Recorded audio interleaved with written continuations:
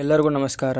ಇವತ್ತಿನ ಈ ವಿಡಿಯೋನಲ್ಲಿ SSBನವರು ಕರೆದಿರುವಂತಹ ಸುಮಾರು 1194 ಹುದ್ದೆಗಳ ಬಗ್ಗೆ ಮಾಹಿತಿನ ತಿಳಿಸ್ಕೊಡ್ತಾ ಇದ್ದೀನಿ. ಅದರಲ್ಲಿ sub inspector, head constable, tradesman, driver ಮತ್ತು ಪ್ಯಾರಾಮೆಡಿಕಲ್ ಸ್ಟಾಫ್ನಲ್ಲಿ ಎಷ್ಟು ಹುದ್ದೆ ಖಾಲಿ ಇದ್ದಾವೆ ಅಂತ ತಿಳಿಸ್ಕೊಡ್ತಾ ಇದ್ದೀನಿ. ವಿಡಿಯೋವನ್ನು ಮಿಸ್ ಮಾಡದೆ ಕೊನೆವರೆಗೂ ನೋಡಿ.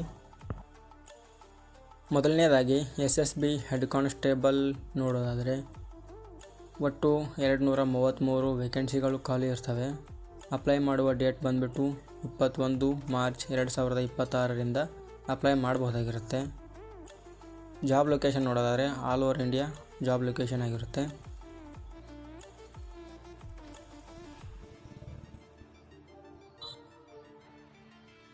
ಇದಕ್ಕೆ ಇಂಪಾರ್ಟೆಂಟ್ ಡೇಟ್ ನೋಡೋದಾದರೆ ಅಪ್ಲೈ ಮಾಡಲು 21 ಮಾರ್ಚ್ 2026ರಿಂದ 20 ಏಪ್ರಿಲ್ 2026ರವರೆಗೆ ಸುಮಾರು 1 ತಿಂಗಳ ಕಾಲ ಅವಕಾಶ ನೀಡಿರ್ತಾರೆ ಅಪ್ಲಿಕೇಶನ್ ಹಾಕಲು. ಹಾಗೆ ಫೀ ಸ್ಟ್ರಕ್ಚರ್ ನೋಡೋದಾದರೆ ಜನರಲ್, OBC ಮತ್ತು EWS ಕ್ಯಾಂಡಿಡೇಟ್ಗಳಿಗೆ ಸುಮಾರು ₹100 ಇರುತ್ತೆ. ಹಾಗೂ SC ST PWD ಕ್ಯಾಂಡಿಡೇಟ್ಸ್ಗಳಿಗೆ ಯಾವುದೇ ರೀತಿಯ ಪೇ ಮಾಡುವ ಅವಶ್ಯಕತೆ ಇರೋದಿಲ್ಲ. ಹಾಗೆ ಏಜ್ ಲಿಮಿಟ್ನ ನೋಡೋದಾದರೆ ಹೆಡ್ ಕಾನ್ಸ್ಟೇಬಲ್ಗೆ 18ರಿಂದ 27 ವರ್ಷದೊಳಗಿನ ಯಾರು ಬೇಕಾದರೂ ಕೂಡ ಅಪ್ಲೈ ಮಾಡ್ಬೋದಾಗಿರುತ್ತೆ. ಅದರಲ್ಲಿ ಹೆಡ್ ಕಾನ್ಸ್ಟೇಬಲ್ ಸ್ಟಿವಾರ್ಡ್ ಅಂತ ಪೋಸ್ಟ್ಗೆ 12th ಪಾಸ್ ಆಗಬೇಕಾಗುತ್ತೆ. ಜೊತೆಗೆ ಡಿಪ್ಲೊಮಾ ಮುಗಿದಿರಬೇಕಾಗುತ್ತೆ ಕಿಚನ್ ಮ್ಯಾನೇಜ್ಮೆಂಟ್ನಲ್ಲಿ. ಹಾಗೆ ಹೆಡ್ ಕಾನ್ಸ್ಟೇಬಲ್ ಕಮ್ಯುನಿಕೇಷನ್ನಲ್ಲಿ ಸುಮಾರು 197 ಪೋಸ್ಟ್ ಖಾಲಿ ಇರ್ತವೆ. ಇದಕ್ಕೆ 12th ಪಾಸ್ ಆಗಿರಬೇಕಾಗಿರುತ್ತೆ ಸೈನ್ಸ್ನಲ್ಲಿ ಮತ್ತು ಡಿಪ್ಲೊಮಾ ಮುಗಿಸಿರಬೇಕಾಗಿರುತ್ತೆ ಎಲೆಕ್ಟ್ರಾನಿಕ್ಸ್ ಕಮ್ಯುನಿಕೇಷನ್ನಲ್ಲಿ. ಹಾಗೆ ಹೆಡ್ ಕಾನ್ಸ್ಟೇಬಲ್ನಲ್ಲಿ ಎಲೆಕ್ಟ್ರಿಷಿಯನ್ಗೆ ನೋಡೋದಾದರೆ 10th ಜೊತೆಗೆ ಡಿಪ್ಲೊಮಾ ಇನ್ ಎಲೆಕ್ಟ್ರಿಕಲ್ ಮುಗಿದಿರಬೇಕಾಗಿರುತ್ತೆ. ಹೆಡ್ ಕಾನ್ಸ್ಟೇಬಲ್ ವೆಟರ್ನರಿ ನೋಡೋದಾದರೆ 12ನೇ ತರಗತಿ ಸೈನ್ಸ್ನಲ್ಲಿ ಮುಗಿದಿರಬೇಕಾಗಿರುತ್ತೆ. ಅದರ ಜೊತೆಗೆ ಡಿಪ್ಲೊಮಾ ಮುಗಿದಿರಬೇಕಾಗಿರುತ್ತೆ ವೆಟರ್ನರಿನಲ್ಲಿ. ಸೆಲೆಕ್ಷನ್ ಪ್ರೊಸೆಸ್ ಯಾವ ಥರ ಇರುತ್ತೆ ಅಂದರೆ ಹೆಡ್ ಕಾನ್ಸ್ಟೇಬಲ್ದು ಮೊದಲನೇದಾಗಿ ಫಿಸಿಕಲ್ ಟೆಸ್ಟ್ ಇರುತ್ತೆ, ರಿಟರ್ನ್ ಎಕ್ಸಾಮಿನೇಷನ್ ಇರುತ್ತೆ, ನಂತರ ಡಾಕ್ಯುಮೆಂಟ್ ವೆರಿಫಿಕೇಷನು, ಆದ ನಂತರ ಮೆಡಿಕಲ್ ಎಕ್ಸಾಮಿನೇಷನ್ ಇರುತ್ತೆ. ಇದು ಬಂದುಬಿಟ್ಟು SSB ಹೆಡ್ ಕಾನ್ಸ್ಟೇಬಲ್ ಆಗಿರುತ್ತೆ. ಅದೇ ರೀತಿ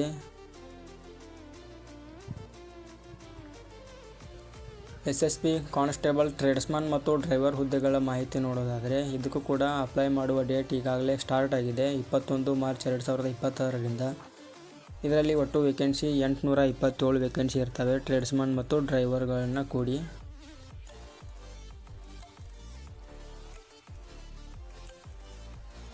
ಇದಕ್ಕೆ ಅಪ್ಲೈ ಮಾಡುವ ಡೇಟ್ ಈಗಾಗಲೇ ಸ್ಟಾರ್ಟ್ ಆಗಿದೆ 21 ಮಾರ್ಚ್ 2026ರಿಂದ ಏಪ್ರಿಲ್ 20, 2026ರವರೆಗೆ ಸುಮಾರು 1 ತಿಂಗಳ ಕಾಲ ಅವಕಾಶ ಇರುತ್ತೆ.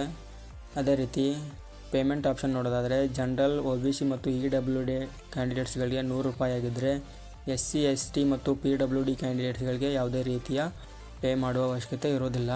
ಇದಕ್ಕೆ ಕ್ವಾಲಿಫಿಕೇಷನ್ ಮತ್ತು ಏಜ್ ಲಿಮಿಟ್ನ ನೋಡೋದಾದರೆ ಕಾನ್ಸ್ಟೇಬಲ್ ವೆಟರ್ನರಿ ಪೋಸ್ಟ್ಗೆ 10th ಪಾಸ್ ಜೊತೆಗೆ 1 ವರ್ಷ ಎಕ್ಸ್ಪೀರಿಯೆನ್ಸ್ ಬೇಕಾಗುತ್ತೆ.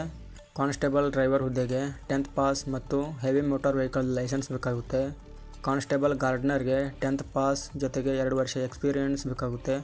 ಎಕ್ಸ್ಪೀರಿಯೆನ್ಸ್ ಇರದಿದ್ದರೆ 1 ವರ್ಷ ITI ಅಥವಾ 2 ವರ್ಷ ಡಿಪ್ಲೊಮಾ ಮುಗಿದಿರಬೇಕಾಗಿರುತ್ತೆ.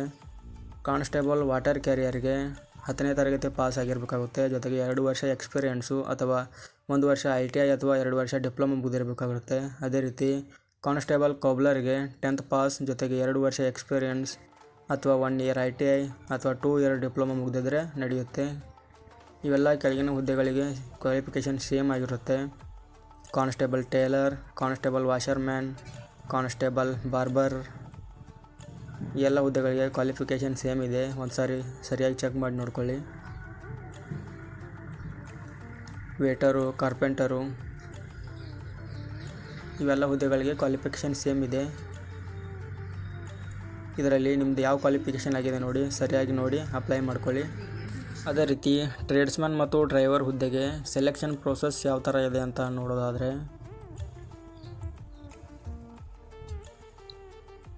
ಇದರದ್ದು ಕೂಡ ಸೆಲೆಕ್ಷನ್ ಪ್ರೋಸೆಸ್ ಮೊದಲು ಫಿಸಿಕಲ್ ಟೆಸ್ಟ್ ಇರುತ್ತೆ, ನಂತರ ರಿಟರ್ನ್ ಎಕ್ಸಾಮ್ ಇರುತ್ತೆ, ಜೊತೆಗೆ ಇದಕ್ಕೆ ಸ್ಕಿಲ್ಸ್ ಟೆಸ್ಟ್ ಇರುತ್ತೆ, ನಂತರ ಡಾಕ್ಯುಮೆಂಟ್ ವೆರಿಫಿಕೇಷನು, ಲಾಸ್ಟಾಗಿ ಮೆಡಿಕಲ್ ವೆರಿಫಿಕೇಷನ್ ಇರುತ್ತೆ.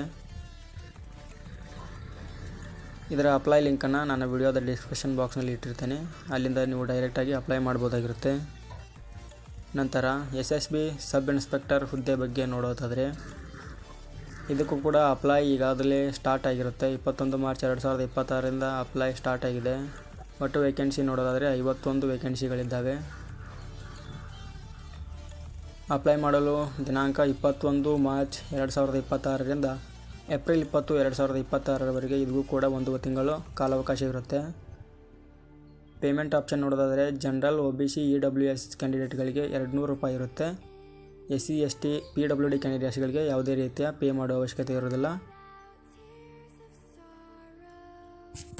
ಇದರ ಕ್ವಾಲಿಫಿಕೇಷನ್ ನೋಡೋದಾದರೆ ಸಬ್ ಇನ್ಸ್ಪೆಕ್ಟರ್ ಸ್ಟಾಫ್ ನರ್ಸ್ನಲ್ಲಿ ಡಿಗ್ರಿ ಅಥವಾ ಡಿಪ್ಲೊಮಾ ಮುಗಿದಿರಬೇಕಾಗಿರುತ್ತದೆ ಅದಕ್ಕೆ ತಕ್ಕಂತಹ ಫೀಲ್ಡ್ನಲ್ಲಿ. ಹಾಗೆ ಸಬ್ ಇನ್ಸ್ಪೆಕ್ಟರ್ ಪಿಯೋನಿಯರ್ಗೆ ಡಿಗ್ರಿ ಅಥವಾ ಡಿಪ್ಲೊಮಾ ಮುಗಿದಿರಬೇಕಾಗಿರುತ್ತೆ ರಿಲೇಟೆಡ್ ಫೀಲ್ಡ್ನಲ್ಲಿ. ಸಬ್ ಇನ್ಸ್ಪೆಕ್ಟರ್ ಕಮ್ಯುನಿಕೇಷನ್ಗೆ ನೋಡೋದಾದರೆ ಡಿಗ್ರಿ ಮುಗಿದಿರಬೇಕಾಗಿರುತ್ತೆ ಅಥವಾ ಡಿಪ್ಲೊಮಾ ಮುಗಿದಿರಬೇಕಾಗಿರುತ್ತೆ. ಇರದಿದ್ದರೆ ನಿಮ್ಮದೇನಾದರೂ BSc ಮುಗಿದಿದ್ರೆ BScನಲ್ಲಿ ಫಿಸಿಕ್ಸ್, ಕೆಮಿಸ್ಟ್ರಿ, ಮ್ಯಾಥ್ಸ್ ಸಬ್ಜೆಕ್ಟ್ ಇದ್ದರೆ ನೀವು ಡೈರೆಕ್ಟಾಗಿ ಅಪ್ಲೈ ಮಾಡ್ಬೋದು. ಇದಕ್ಕೆ ಸೆಲೆಕ್ಷನ್ ಪ್ರೋಸೆಸ್ ನೋಡೋದಾದರೆ ಇದಕ್ಕೆ ಕೂಡ ಸೆಲೆಕ್ಷನ್ ಪ್ರೋಸೆಸ್ ಸೇಮ್ ಇದೆ. Physical test, return examination, document verification, ನಂತರ ಮೆಡಿಕಲ್ ಎಕ್ಸಾಮ್ ಇರುತ್ತೆ.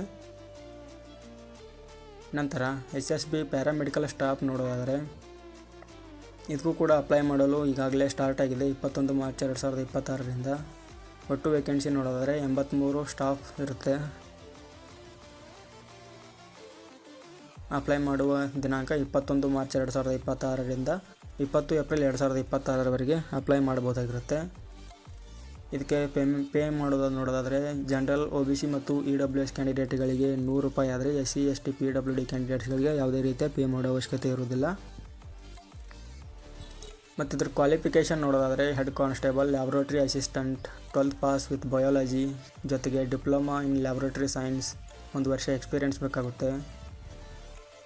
ಒಂದು ಸಾರಿ ಕ್ಲಿಯರಾಗಿ ಎಲ್ಲ ನೋಡ್ಕೊಳ್ಳಿ, ನಿಮ್ಮದು ಕ್ವಾಲಿಫಿಕೇಷನ್ ಏನಾಗಿದೆ, ಎಷ್ಟು ಪೋಸ್ಟ್ ಇದ್ದಾವೆ ಅಂತ ಎಲ್ಲ ಇಲ್ಲಿದೆ. ಒಂದು ಸಾರಿ ಚೆಕ್ ಮಾಡಿ ನೋಡ್ಕೊಳ್ಳಿ.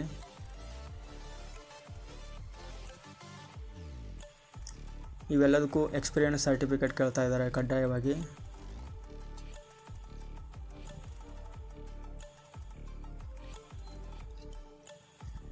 ಯಾರ್ದೆಲ್ಲ 12th ಪಾಸ್ ಆಗಿದೆ ನೋಡಿ ಸೈನ್ಸ್ನಲ್ಲಿ, ಅದರ ಜೊತೆಗೆ ಡಿಪ್ಲೊಮಾ ಮುಗಿದಿದ್ರೆ ನೀವು ಅಪ್ಲೈ ಮಾಡ್ಬೋದಾಗಿರುತ್ತೆ.